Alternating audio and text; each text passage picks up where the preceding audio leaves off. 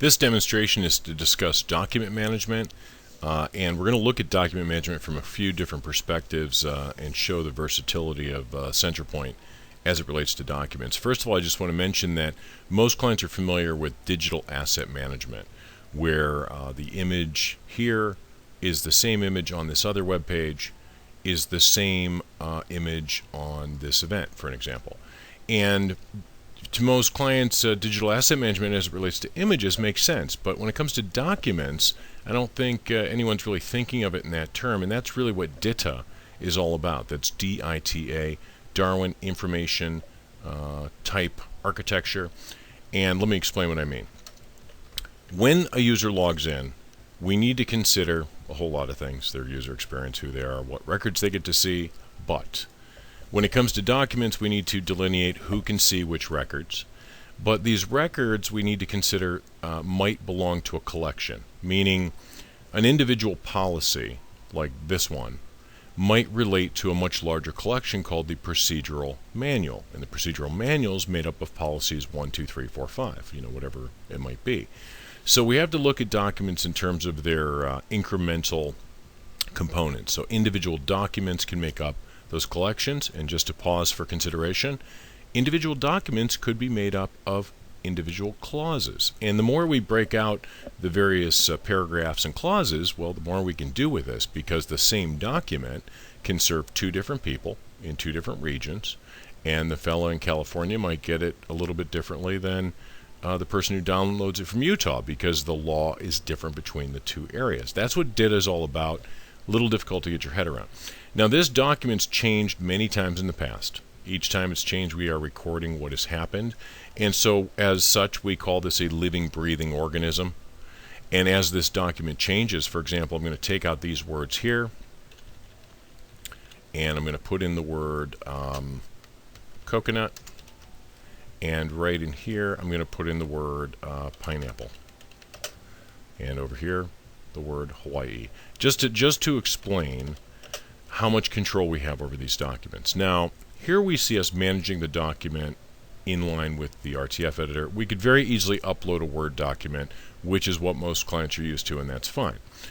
The reason I want to start here is that when we edit this document, and what I've done is I've suggested a minor change to this agreement, and what that's done is it's triggered workflow. It has triggered an email that's been sent just now, and we're going to check that email, that says that John just made a change to this record, and what he did was he took out all of this stuff here, and he added pineapple, Hawaii, and coconut. And so this is just to show how much granularity and control we have over that content. Now, from this administrator's perspective, he might be on a cell phone or an iPad or just checking his email. He or she may elect to approve that. You saw me log in there because normally that person would already be recognized, by virtue of the credentials. But what we're illustrating is workflow, and that approver just approved it. Now, we could have had that person deny the change or sign off with their mouse and capture their actual signature, which we'll hopefully show here. And what we've done is we've changed the document. Here we see Hawaii, here we see coconut, and all of these other things are now gone. Now, so we've seen that at 5:46, John made a change. It was approved by his supervisor, Mr. Sample. And here's the exact breakdown of what was removed, what was added, when it was approved, who approved it, so that we have the version history. So every time this document changes in its life cycle, we need to keep the previous version, what's called version history. But more important than that is you'll notice this thumbnail here. This might be a read-only PDF or a Word document. And when we look at the PDF record, and let me just zoom in on this so you can see it, we see the word Hawaii. We also see the word coconut and the word Hawaii. So this is important because you have to start looking at documents. So many clients are looking at document management systems as a way to store their documents. Well, they're not living, breathing. It's almost like dead content stored, somewhere forever. And sometimes they have multiple versions of that. We need to be able to create a document, and when it comes out of the oven, or we make that tiny change, the next download by that user is going to change as well. More importantly, because that document, and again, this all rolls up, whether it be that legal paragraph for California, pertaining to the document, or the document pertaining to the collection of documents, i.e. the manual, I might say, let me download the entire manual right now. And what it's going to do is it's going to basically assemble for me live a book right here that we see called default manual. And when I open up that manual, it needs to show me page by page by page every piece of content that might be found in that manual. Just waiting. There it is right there. So here we have page 1, didn't have anything on it. Page 2, page 3, page 4, and then down here page 5, which is the page that we had changed. Here we also see Hawaii, we see coconut, we see all of those changes. The reason I wanted to show you that is that, remember, one document might be found in 14 different collections. So the value of looking at document management as though it's a digital asset management, which it frankly is. It is a digital asset. A document's an asset like an image is. But no one's really looking at the rest of the web like that today except for Oxcyon, which is why we're a leader in that DITA space. What is the value of that? Well, A, you update one record, it updates many. The parts that you're changing dynamically change for everybody else. If I want to go ahead and search Hawaii, that search is now part of our, looks like we have some records here already with the word Hawaii, including the policy we just changed called policy example 5 that includes Hawaii. If I want to search coconut, I can now search coconut. So basically, we also have a little feature here, coconuts can be good for you, another example, and then of course policy example 5. So just to show the control we have over what people are searching, how to guide them, and how to do this sort of thing is pretty remarkable. And as I mentioned, no problem. We can still, you don't have to manage content in this window. If you need to upload your Word document, we're doing fundamentally the same thing. We're comparing the content. We're doing more than just storing a Word document.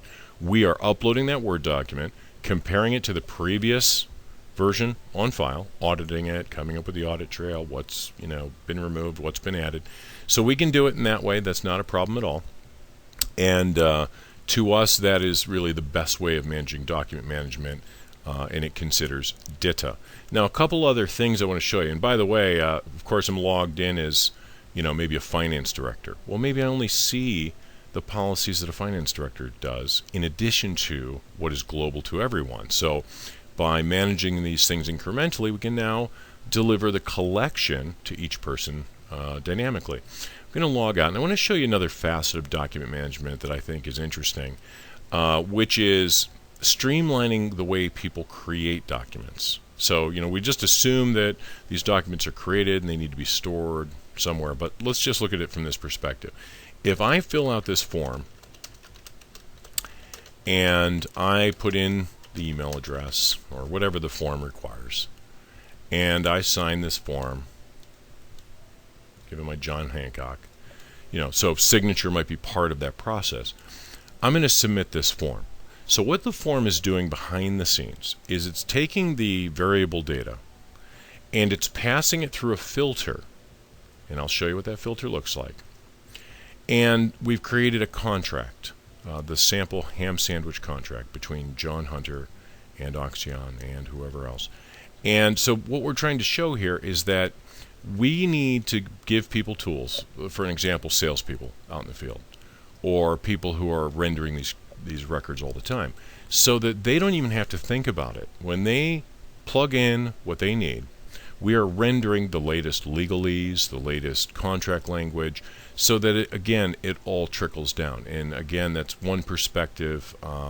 We want to start the problem before it starts, rather than have a whole arcane storage of all these old documents. Let's look at ways to streamline how users interact with it. Just to explain how some of these things work and talk about some of the features available, the form that I just filled out, for an example, was this form here. Now this is, if you want to learn more about our forms module, we have a help file for that, but this is the form that the person filled out.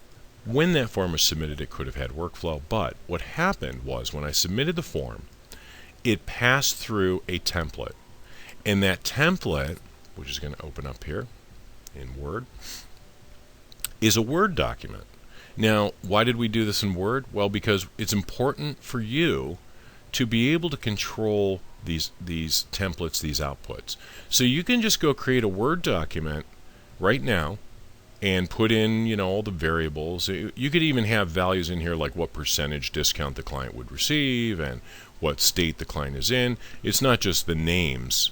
If that user had logged into the Utah portal and clients in Utah receive a 10% discount, well, any contract will reflect the appropriate amount as it outputs for the client. So again, that's the value here. So what we're doing is we're converting data that somebody creates through this Word template. So you can upload a new template if you wanted to take that template right now, change all the language, save your own library, and then upload it. That's what we recommend, because that way, as we save these contracts, we have the results. And each time that form is submitted, we are saving that record and creating, in this case, we chose to output a PDF because we wanted it to be read-only and a little bit more secure for the user. What's interesting about this entire exchange is that your template might not be Word, it might be PowerPoint. We might want to create dynamic PowerPoints for everyone, so that the user can select their slides, put in the client's name, their logo, boom, it outputs the PowerPoint of the day. Another interesting conversion type is Excel. Because Excel can do calculative thinking and math, and charts and all kinds of fun stuff. Well, now we can create an Excel spreadsheet, upload it, invite people to maybe log in and tell us how many hours they worked or whatever. Maybe they work out in the field, they're an independent contractor. They plug in their hours, it will calculate their taxes and their this, that, and the other, and output their report for to be paid that month, for an example. So the way we look at it is that Word is a very friendly tool for you to manage those templates. So if you upload your Word document, you can output a PDF or a Word document. If you upload a PowerPoint, you can output a PowerPoint or a PDF of the PowerPoint. And if you upload an Excel document, well, then you can output Excel or even a PDF of the Excel. And I think this is just the beginning. We're going to be developing a lot more formats here which address the web to print demand. Other tools I want to feature in the document management space, here you see it presented as policies and procedures. These could be grouped by contracts and documents that you work on with clients. So the collection in that case are clients, and how do we group these things? And this is what the data looks like behind the scenes. You'll notice a one-to-many relationship between this document and the collections or manuals they belong to. Of course, we offer the ability to convert on demand any of this content, the ability to categorize the content and provide rich taxonomy over what type of content it is that we're managing here. Maybe it relates to France and Europe, but only deals with our financial policies within France and Europe. Maybe that policy only pertains to those groups of members who log into the intranet, but only to those, the finance directors. So only the finance directors in the intranet within France, Europe, will see this policy, and does this policy pertain to. Additionally, each record in Centralpoint, this extends beyond contracts and documents. We're managing a start and an end date. This means that we know when that client contract is going to expire.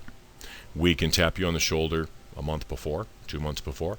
We can even relate those conditions to an individual record. So for an example, this very important contract that we have, or policy, we want to notify Harry, and we want to notify Harry and send him a little message 60 days before that's ready for expiration. So 60 days before that policy requires renewal, maybe we want to send him an individual email.